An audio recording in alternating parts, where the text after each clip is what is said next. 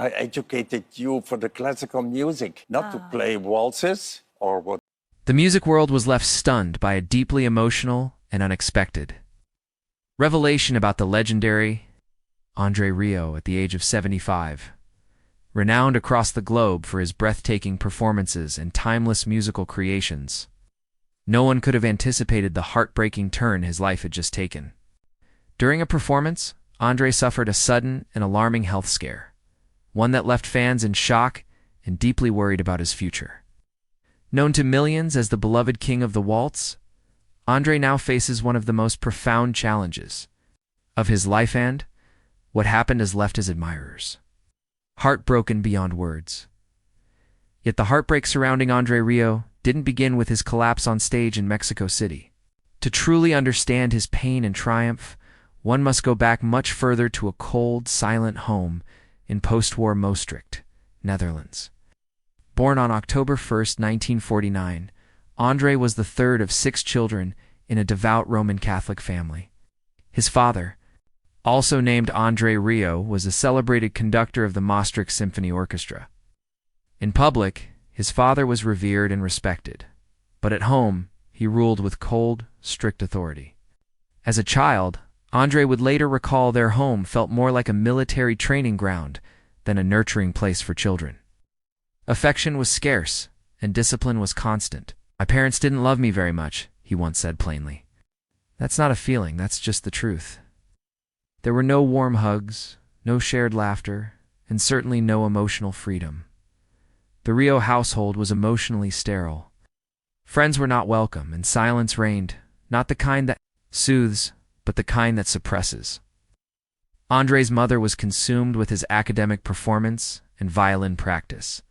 When a teacher once praised young André as an artist, his mother took it as a personal insult. In their home, excellence wasn't celebrated, it was demanded. And even perfection often wasn't enough.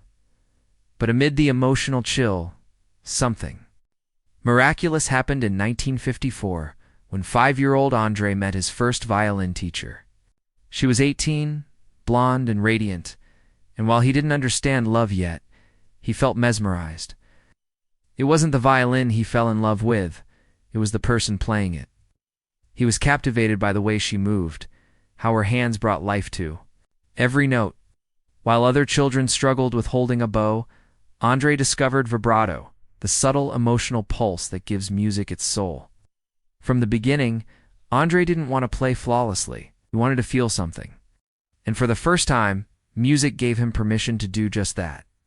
As he grew older, however, the tension between André and his father escalated.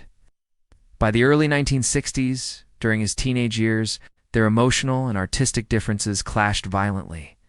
André loved Waltz's music that was joyful, flowing, and light. His father, on the other hand, saw such music as frivolous and beneath their family's musical stature. When André admitted he wanted to pursue waltz music, his father dismissed him harshly, saying, "I didn't educate you to play waltzes." It was more than rejection, it felt like erasure. The final rupture came around 1968. When André brought home the woman he loved, Marjorie, his future wife. Instead of a warm welcome, his mother coldly told her to leave, turning to André.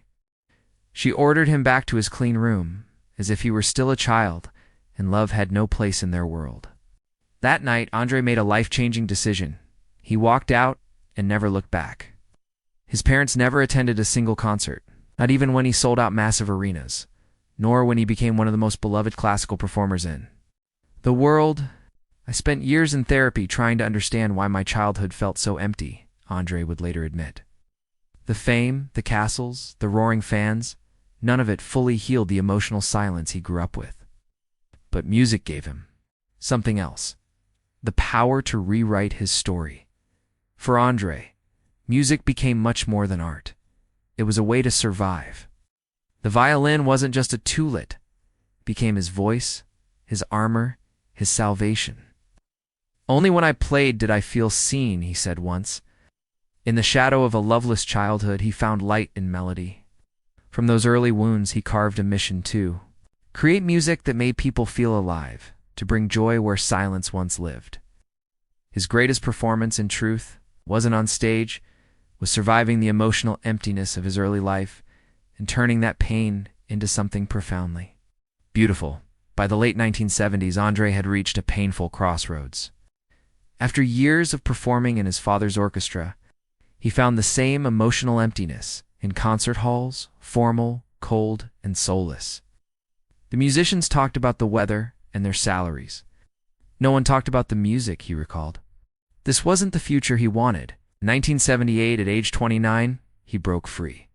He formed a small group called the Maastricht Salon Orchestra. Just a handful of musicians playing in wedding halls and border towns, wherever people would listen. There was no fame, no money, but there was freedom. And through it all stood Marjorie, more than a wife. She was his anchor, a teacher, writer, and secret composer. She believed in him when no one else did. While André's parents had rejected his dreams, Marjorie supported and managed them, taking care of the business side, arranging bookings, and even composing music under anonymity. When he hesitated about buying a 15th century castle, she simply told him, "Sell more records." She wasn't being careless. She was building their empire, brick by brick. But this empire didn't rise from triumph. It was built through therapy and healing. André spent years working with professionals to process the emotional trauma of his youth. "My parents didn't love me. That's not a feeling. As a fact," he once confessed. Therapy helped him understand the silence and the emotional neglect. But healing required action. So he created a world of music that looked nothing like the one he was born into. By 1987, André's need for joy turned into bold ambition. At almost 40, he disbanded the Maastricht Salon Orchestra and took a leap. He founded the Johann Strauss Orchestra, starting with just 12 musicians. It was an outrageous idea in an era dominated by rock and pop. Few believed a waltz orchestra could succeed. André wasn't trying to fit in, he was rewriting the rules. Their first performance on January 1st, 1988 was unlike any traditional concert. No stiff suits, no solemnity, just theatrical lighting, lively music, and genuine emotion. Audiences clapped, laughed, even sang along. Critics sneered, but André saw something deeper. Transformation. "I don't want to impress experts," he once said. "I want to move people." That year, they played modest venues, but the idea of music as celebration at rigid ceremony was catching on. With Marjorie guiding things from behind the curtain, managing both sound and strategy, the orchestra became a healing force for André and for the audiences who came seeking joy. He didn't know it yet, but just 7 years later, one performance would make him a global phenomenon. In 1995, everything changed. During the UEFA Champions League final in Vienna, with over 300 million viewers watching, André stepped onto the football pitch during halftime with his orchestra. They performed Shostakovich's Waltz, No, 2, and within seconds, the entire stadium transformed. 50,000 football fans swayed, clapped, and even hummed along.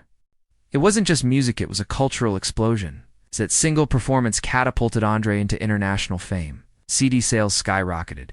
His 1994 album, Strauss & Co., soared to the top of Dutch charts for 19 weeks and sold over 3 million copies globally. Germany and Australia embraced him next. In Melbourne, 38,605 people attended one of his concerts, breaking national records. At one point, his DVDs dominated the top 10 music charts. Only acts like Pink and AC/DC came close. But with fame came backlash. Critics called him a clown, accused him of turning classical music into a circus. They mocked the gowns, the lighting, the theatrics. But fans saw something else entirely. They saw freedom, emotion, beauty music. That made them feel. "You know that solemn atmosphere in classical concerts?" André once asked. "That's exactly what keeps people away. With us, it simply isn't there." In 2008, took this vision further by building a full-scale replica of Vienna's Schönbrunn Palace fountains, chandeliers, and Holland toured it. The cost was over 30 million euros. The classical elite were horrified, but audiences were enchanted. By Launenlinger, André wasn't just a musician, he was a movement, leading a revolution with a violin in hand. But even as André reached the height of success, his health and heart began to falter. In 2010, a viral infection damaged his inner ear, affecting his balance. For a violinist, this was devastating. He had to cancel a tour, and for the first time, he feared it could all end. Then in 2016, during a Christmas tour in the UK, tragedy struck again. Rudmerks, his trombonist and dear friend, died unexpectedly on tour. Devastated, André canceled the rest of the tour. He was family, André said through tears. That Christmas was silent not with music, but mourning. Still, André pushed on. Even when ill, exhausted, or grieving, he performed. In 2019, battling a severe flu, he took the stage with a smile, hiding his pain. He saw music as a duty not just to fans, but to his orchestra family. Every show mattered, but in March 2024, his body finally gave out. At 74, during a tour in Mexico City, André collapsed backstage. The altitude, jet lag, and flu overwhelmed him. Feverish and disoriented, he called Marjorie in tears. "I don't want a first concert day like this ever again," he said.